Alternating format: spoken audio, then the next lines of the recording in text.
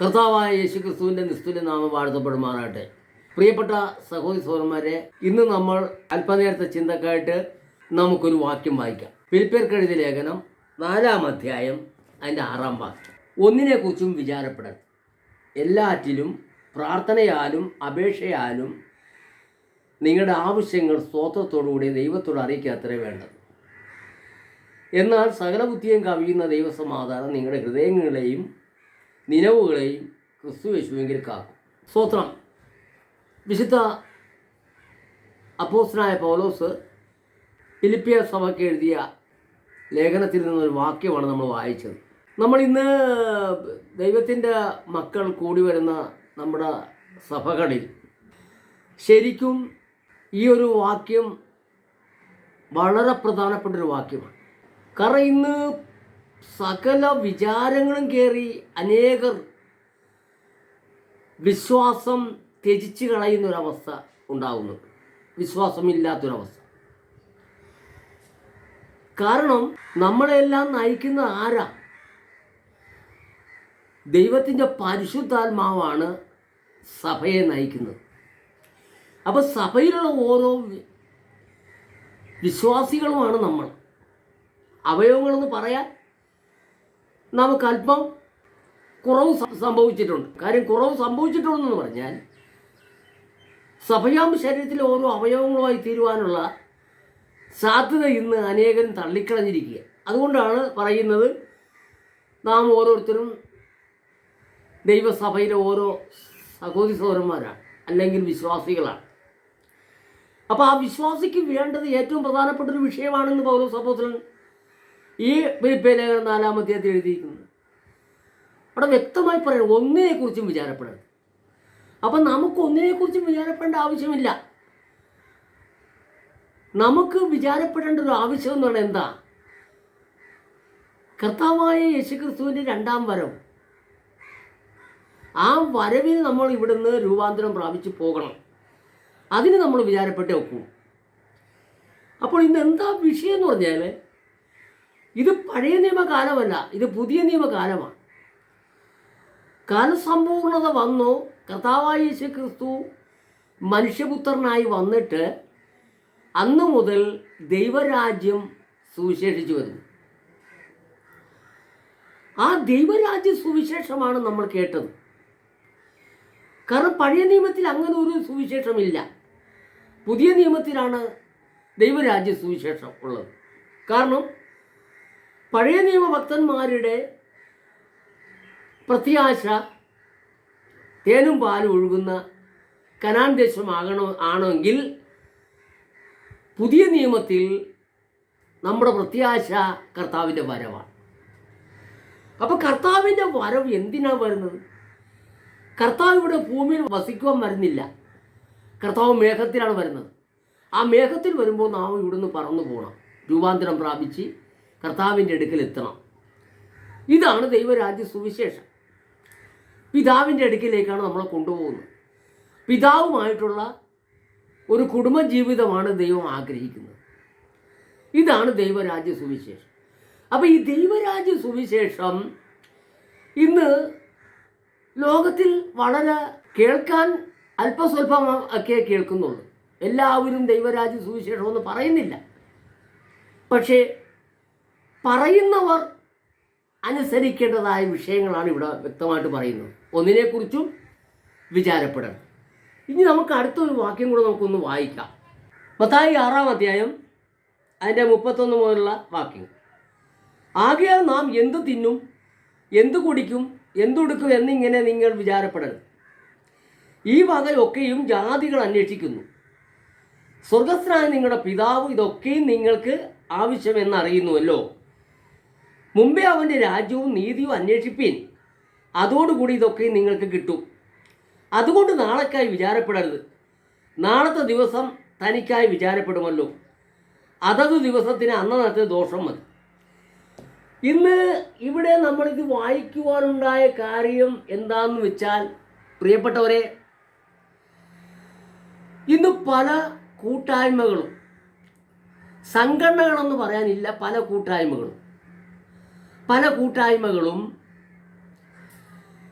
കർത്താവിൻ്റെ വരവിന് മുമ്പായിട്ട് ഒരു വലിയ ക്ഷാമം ഉണ്ടാകുമെന്ന് കരുതിക്കൊണ്ട് ഇന്ന് ഈ കുറേ വർഷങ്ങൾക്ക് മുമ്പ് തന്നെ ഇങ്ങനെ ആഹാര സാധനങ്ങൾ കൂട്ടിവെക്കുന്നവരുണ്ട്.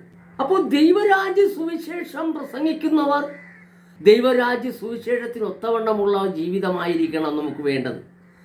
അതുപോലെ തന്നെ ആ ദൈവരാജ്യ സുവിശേഷം സംബന്ധമായിട്ടുള്ള വിശ്വാസവും പ്രത്യാശയുമാണ് നമുക്ക് വേണ്ടത്. ഇവിടെ വ്യക്തമായിട്ട് പറയുന്നു, ഫിലിപ്പിയ ലേഖനത്തിൽ 4-ാം അധ്യായത്തിൽ പറയുന്നു, ഒന്നിനെക്കുറിച്ചും വിചാരപ്പെടും. മത്തായി സുവിശേഷത്തിൽ യേശു കർത്താവ് പറയുന്നത് എന്താണ്? ആകയാൽ നാം എന്തു തിന്നും എന്തു കുടിക്കും എന്തുടുക്കും എന്നിങ്ങനെ നിങ്ങൾ വിചാരപ്പെടരുത്. ഈ വകയൊക്കെ ആരന്വേഷിക്കുന്നു? ജാതികൾ അന്വേഷിക്കുന്നു. സ്തോത്രം. ഇവിടെ നാം മനസ്സിലാക്കേണ്ടത്, നമ്മൾ ദൈവരാജ്യത്തിൽ പോകുവാൻ ആഗ്രഹിക്കുന്നവരാണോ? നമ്മൾ വേറെ ഒന്നും ചിന്തിക്കരുത്. കാരണം പ്രധാനപ്പെട്ട കാര്യങ്ങൾ കർത്താവ് പറയുന്നത് നമുക്ക് ഒന്നുകൂടെ ചിന്തിക്കാം. 2-3 വാക്യം കൂടി നമുക്ക് വായിച്ചിട്ട് ഒന്ന് ചിന്തിക്കാൻ ആഗ്രഹിക്കുന്നു. മത്തായി സുവിശേഷം 6-ാം അധ്യായത്തിൻ്റെ 19 മുതലൊന്ന് നമുക്ക് വായിക്കാം. പുഴുവും തുരുമ്പും കെടുക്കുകയും കള്ളന്മാർ തുറന്നു മോഷ്ടിക്കുകയും ചെയ്യുന്ന ഈ ഭൂമിയിൽ നിങ്ങൾ നിക്ഷേപം സ്വരൂപിക്കരുത്. പുഴുവും തുരുമ്പും കെടുക്കുകയും കള്ളന്മാർ തുറന്നു മോഷ്ടിക്കുകയും ചെയ്യുന്ന ഈ ഭൂമിയിൽ നിങ്ങൾ നിക്ഷേപം സ്വരൂപിക്കരുത്. അപ്പം പുഴുവും കയറുന്നതായ വസ്തുക്കളുണ്ട്, അതും കൂട്ടി വെക്കരുത്. തുരുമ്പുണ്ടാകുന്ന വസ്തുക്കളുണ്ട്, അതും നമ്മൾ കൂട്ടി വെക്കരുത്. എന്നാൽ അവിടെ വ്യക്തമായിട്ട് പറയുന്നു, 20-ാം വാക്യത്തിൽ പറയുന്ന കാര്യം ശ്രദ്ധിക്കണം. പുഴുവും തുരുമ്പും കെടുക്കാതെയും കള്ളന്മാർ തുറന്നു മോഷ്ടിക്കാതെയും ഇരിക്കുന്ന സ്വർഗത്തിൽ നിക്ഷേപം സ്വരൂപിച്ചോളൂ. നിന്റെ നിക്ഷേപം ഉള്ളിടത്ത് നിന്റെ ഹൃദയവും ഇരിക്കും. അപ്പോൾ നമുക്ക് എവിടെയാണ് നിക്ഷേപം ഇരിക്കുന്നത്, അവിടെ നമ്മുടെ ഹൃദയം ഇരിക്കും. നമ്മുടെ നിക്ഷേപം സ്വർഗത്തിലാണോ, അവിടെ നമ്മുടെ ഹൃദയം ഇരിക്കും. പക്ഷേ നമ്മുടെ നിക്ഷേപം ഭൂമിയിലാണോ, അവിടെ നമ്മുടെ ഹൃദയം ഇരിക്കും എന്നാണ് കർത്താവ് പറയുന്നത്. ഇനി തീർന്നില്ല, നമുക്ക് അടുത്തൊരു വാക്യം കൂടെ നമുക്കൊന്ന് വായിക്കാം. മത്തായി സുവിശേഷം 6-ന്റെ 25-26 ഒന്ന് വാക്യം ഒന്ന് വായിക്കാം. സ്തോത്രം. അതുകൊണ്ട് ഞാൻ നിങ്ങളോട് പറയുന്നത്, എന്ത് തിന്നും എന്ത് കുടിക്കും എന്ന് നിങ്ങളുടെ ജീവനായിക്കൊണ്ടും എന്തുടുക്കുമെന്ന് ശരീരത്തിനായിക്കൊണ്ടും വിചാരപ്പെടരുത്. ആഹാരത്തേക്കാൾ ജീവനും ഉടുപ്പിനേക്കാൾ ശരീരവും വലുതല്ലയോ? ആകാശത്തിലെ പറവകളെ നോക്കുവിൻ, അവ വിതയ്ക്കുന്നില്ല, കൊയ്യുന്നില്ല, കളപ്പുരയിൽ കൂട്ടിവയ്ക്കുന്നതുമില്ല. എങ്കിലും സ്വർഗസ്ഥനായ നിങ്ങളുടെ പിതാവ് അവയെ പുലർത്തുന്നു. അവയേക്കാൾ നിങ്ങൾ ഏറ്റവും വിശേഷത ഉള്ളവരല്ലയോ? എന്താ പ്രിയപ്പെട്ടവരെ നമുക്ക് വിശ്വസിക്കാൻ പറ്റാത്തത്? നമ്മളിവിടെ കർത്താവിൻ്റെ വരവിന് വേണ്ടി, കർത്താവിൻ്റെ വരവിൻ്റെ സമയത്ത് ഒരു ക്ഷാമം ഉണ്ടാകുമെന്ന് വിചാരിച്ചുകൊണ്ട് നമ്മൾ അതിനെ ചരതിച്ചു വെക്കുമ്പോൾ നമ്മുടെ കർത്താവ് പറയുന്ന വാക്ക് നമ്മൾ വിശ്വസിക്കുന്നുണ്ടോ? ദൈവരാജ്യ സുവിശേഷം കർത്താവാണ്, കർത്താവായ യേശുവാണ് ഭൂമിയിൽ ആദ്യം പറയുന്നത്. കാലം തികഞ്ഞു, ദൈവരാജ്യം സമീപിച്ചിരിക്കുന്നു, മാനസാന്തരപ്പെട്ട് സുവിശേഷത്തിൽ വിശ്വസിപ്പീൻ. ആ യേശു കർത്താവ് തന്നെ പറയാണ്, ആകാശത്തിലെ പറവകളെ നോക്കി, അവ വിതയ്ക്കുന്നില്ല, അവ കൊയ്യുന്നില്ല, കളപ്പുരയിൽ കൂട്ടിവെക്കുന്നതുമില്ല.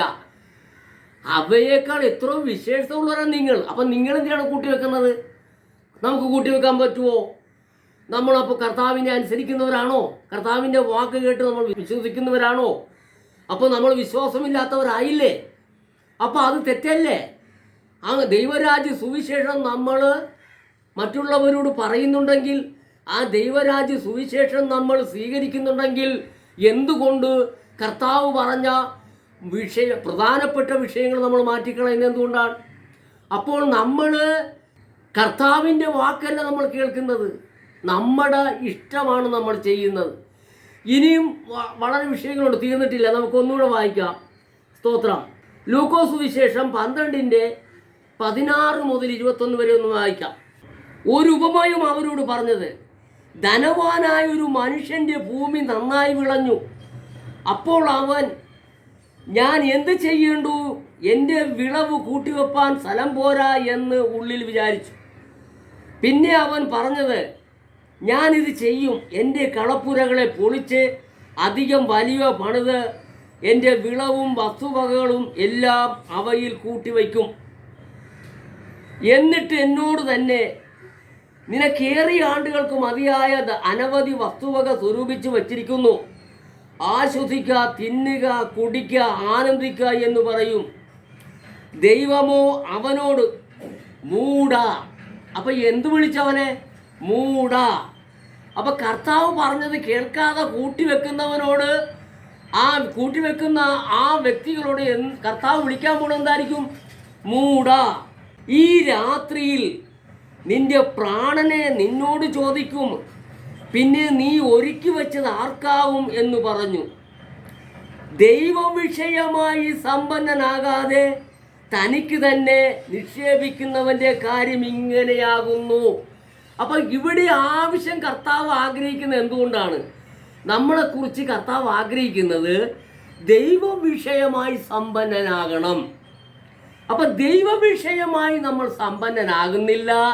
നമ്മൾ വെറുതെ ദൈവരാജ്യം പറയുകയാണ്. നമ്മൾ മറ്റുള്ളവരോട് ദൈവരാജ്യം പറയുന്നു, പക്ഷേ ദൈവരാജ്യ സുവിശേഷം നമ്മൾ അനുസരിക്കുന്നില്ല. ദൈവരാജ്യ സുവിശേഷത്തിൽ പ്രധാനപ്പെട്ട വിഷയം നമ്മൾ എഫേസ്യ ലേഖനം 5-ാം അധ്യായമൊക്കെ നമ്മൾ വായിക്കുമ്പോൾ 18 മുതൽ വായിക്കുമ്പോൾ അവിടെ വ്യക്തമായി പറഞ്ഞിരിക്കുന്നത് എന്താണെന്ന് അറിയാമോ? വീഞ്ഞു കുടിച്ച് മത്തരാകരുത്, അതിനാൽ ദുർനടപ്പുണ്ടാകുമല്ലോ. ആത്മാവ് നിറഞ്ഞവരായി സങ്കീർത്തനങ്ങളാലും ആത്മാവ് നിറഞ്ഞവരായി അന്യഭാഷയിലുള്ള പാട്ടുകൾ പാടി ദൈവത്തെ ആരാധിക്കണമെന്നാണ്. അതാണ് ആരാധന. അവിടെ വ്യക്തമായിട്ട് പറയുന്നുണ്ട്. ആത്മാവ് നിറഞ്ഞവരായി സങ്കീർത്തനങ്ങളാലും സ്തുതികളാലും ആത്മീയ ഗീതങ്ങളാലും തമ്മിൽ സംസാരിച്ചും ബുദ്ധി ഉപദേശിച്ചും നിങ്ങളുടെ ഹൃദയത്തിൽ കർത്താവിന് പാടിയും. ഇങ്ങനെയാണ് അവിടെ എഴുതി വെച്ചിരിക്കുന്നത്. അപ്പം ഹൃദയത്തിൽ നിന്ന് കർത്താവിന് ആത്മാവിൽ പാടാതെ പുസ്തകത്തിൽ എഴുതി വെച്ചിരിക്കുന്ന പാട്ടുകൾ പാടി ആരാധിച്ചാൽ അത് ആരാധനയാകുമോ?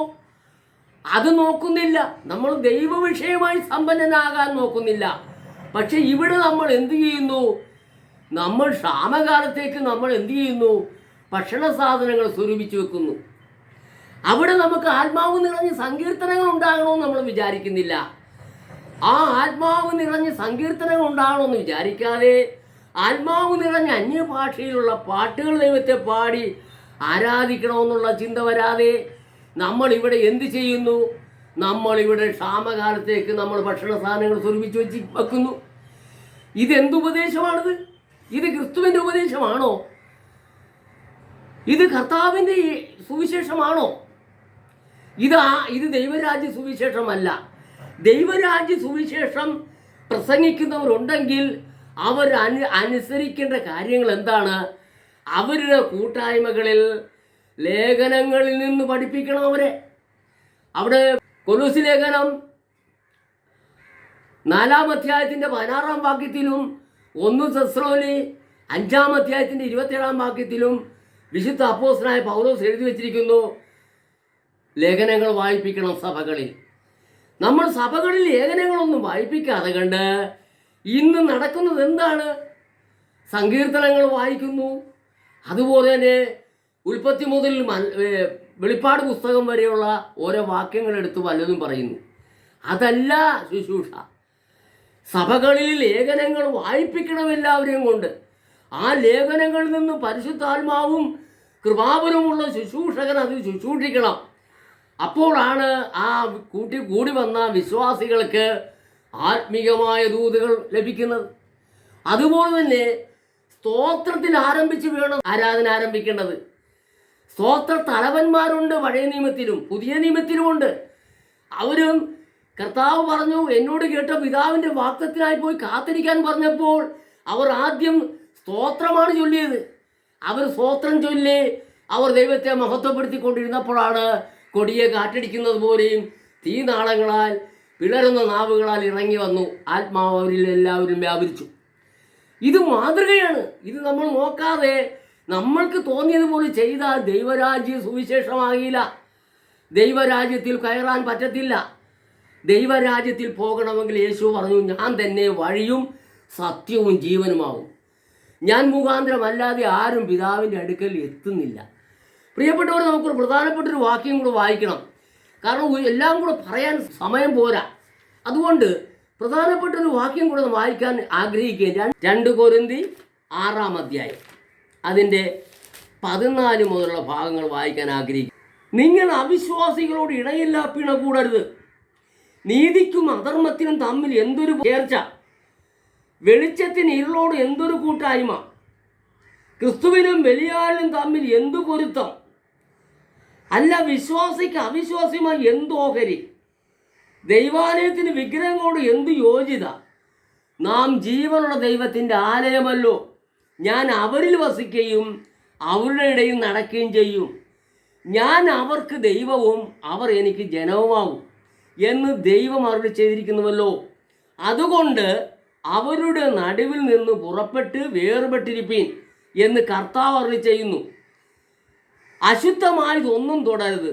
എന്നാൽ ഞാൻ നിങ്ങളെ കൈക്കൊണ്ട് നിങ്ങൾക്ക് പിതാവും നിങ്ങൾ എനിക്ക് പുത്രന്മാരും പുത്രിമാരുമായിരിക്കും എന്ന് സർവശക്തനായ കർത്താവ് അരുളി ചെയ്യുന്നു.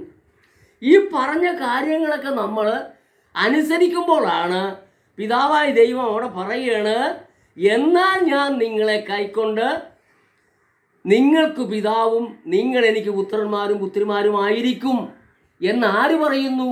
സർവശക്തനായ കർത്താവ് പറയുന്നു. ഇതാണ് നമ്മൾ അനുസരിക്കേണ്ടത്.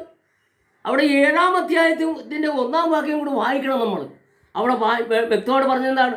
പ്രിയമുള്ളവരെ, ഈ വാഗ്ദത്തങ്ങൾ നമുക്കുള്ളത് കൊണ്ട് നാം ജഡത്തിലെയും ആത്മാവിലെയും സകല കന്മഷവും നീക്കി നമ്മെ തന്നെ വെടിപ്പാക്കി ദൈവഭയത്തിൽ വിശുദ്ധിയെ തികച്ചുകൊള്ളുക. കർത്താവ് മത്തായി സുവിശേഷത്തിൽ നമ്മൾ വായിച്ച ഭാഗങ്ങളെല്ലാം നമ്മൾ മനസ്സിലാക്കി അതനുസരിച്ച് ജീവിക്കുമ്പോഴാണ് നമ്മൾ ദൈവത്തിന് പുത്രന്മാരായിത്തീരുന്നത്, നമുക്ക് പിതാവായി തീരുന്നത്. ആ പിതാവായ ദൈവം നമ്മളോടുകൂടി വസിക്കുവാനാണ് ആഗ്രഹിക്കുന്നത്. പക്ഷേ അനുസരിക്കണം. നമ്മൾ ഒന്നിനെക്കുറിച്ചും വിചാരപ്പെടരുത്. എല്ലാത്തിനും പ്രാർത്ഥനയാലും യാചനയാലും സ്തോത്രത്തോട് അറിയിക്കണം.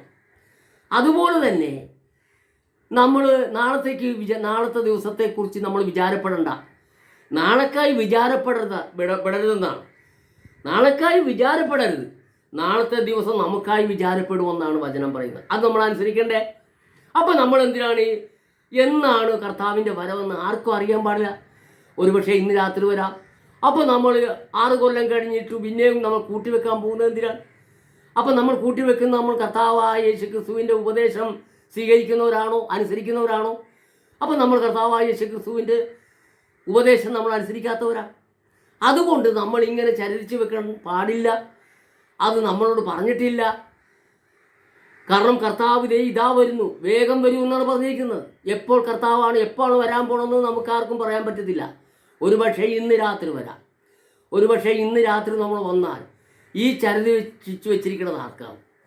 അത് വെക്കാൻ പാടില്ല. അങ്ങനെ ഒരിക്കലും ചരിച്ച് വെക്കുന്നവർ ദൈവരാജ്യത്തേക്ക് പോകുമെന്ന് എനിക്ക് വിശ്വസിക്കാൻ പറ്റുന്നില്ല. കാരണം എന്താണ്? അനുസരണക്കേടാണ് നമ്മൾ കാണിക്കുന്നത്. അനുസരണക്കേടാണ് കാണിക്കുന്നത്. അതുകൊണ്ട് പ്രിയപ്പെട്ടവരെ, ദൈവരാജ്യ സുവിശേഷം പ്രസംഗിക്കുവാൻ ആഗ്രഹിക്കുന്നവരും ദൈവരാജ്യ സുവിശേഷം പ്രസംഗിക്കുന്നവരും അറിയേണ്ട പ്രധാനപ്പെട്ടൊരു ആവശ്യമാണ് ഞാൻ ഈ പറയുന്നത്. അതുകൊണ്ട് കർത്താവും അപ്പോസ്തലന്മാരും പറഞ്ഞ ആ വചനത്തിൽ നിന്നും വള്ളിപുള്ളി മാറിപ്പോകാനൊന്നും പാടില്ല. അതിനോടൊന്ന് കൂട്ടാൻ പാടില്ല, അതിനോടൊന്ന് കുറക്കുവാനും പാടില്ല. അവരെന്തു പറഞ്ഞിരിക്കുന്നു നമ്മൾ അതനുസരിക്കണം. 1 കൊരിന്ത്യർ 4-ാം അധ്യായത്തിൻ്റെ 6-ാം വാക്യത്തിൽ പൗലോസ് അപ്പോസ്തലൻ പറഞ്ഞിരിക്കുന്നത് എന്താണ്? ഞങ്ങളുടെ ദൃഷ്ടാന്തം കണ്ടുപഠിക്കേണ്ടതിനും ഞങ്ങൾ എഴുതിയതിനപ്പുറം ഭാവിക്കാതിരിക്കുകയും വേണം. അതുകൊണ്ട് എൻ്റെ പ്രിയപ്പെട്ട സഹോദരന്മാരെ, ഇന്ന് ആരെങ്കിലും ദൈവരാജ്യ സുവിശേഷം പ്രസംഗിക്കുന്നുണ്ടെങ്കിൽ ആ ദൈവരാജ്യ സുവിശേഷകന്മാർ അനുസരിക്കേണ്ട കാര്യം, ഇന്ന് പെന്തിക്കോസുകാരുടെ ഒരു പാരമ്പര്യമല്ല നമ്മുടെ സഭകളിൽ നടക്കേണ്ടത്. പെന്തിക്കോസ് പാരമ്പര്യം കൊണ്ടൊരു പ്രയോജനവുമില്ല. സങ്കീർത്തനം വായിച്ച് കുറേ പുസ്തകത്തിലെ പാട്ടും പാടി കൈയടിച്ചാൽ ആരാധനയാകത്തില്ല. ആരാധനയാകണമെങ്കിൽ ആത്മാവ് നിറയണം. ശമരിയാക്കാരത്തി സ്ത്രീയോട് കർത്താവ് പറഞ്ഞതുപോലെ, നിങ്ങൾ ആ മലയിലും ഞങ്ങൾ ഈ മലയിലും ആരാധിക്കുന്നവർക്ക് കർത്താവ് പറഞ്ഞെന്താണ്? ആ മലയിലുമല്ല ഈ മലയിലുമല്ല, ദൈവം ആത്മാവാകുന്നു. ആത്മാവാകുന്ന ദൈവത്തെ സത്യനമസ്കാരികൾ സത്യത്തിലും ആത്മാവിലും ആരാധിക്കുന്ന നാഴിക വന്നുമിരിക്കുന്നു. തന്നെ ആരാധിക്കുന്നവർ ഇങ്ങനെയുള്ളവർ ആയിരിക്കണമെന്ന് താൻ ഇച്ഛിക്കുന്നു.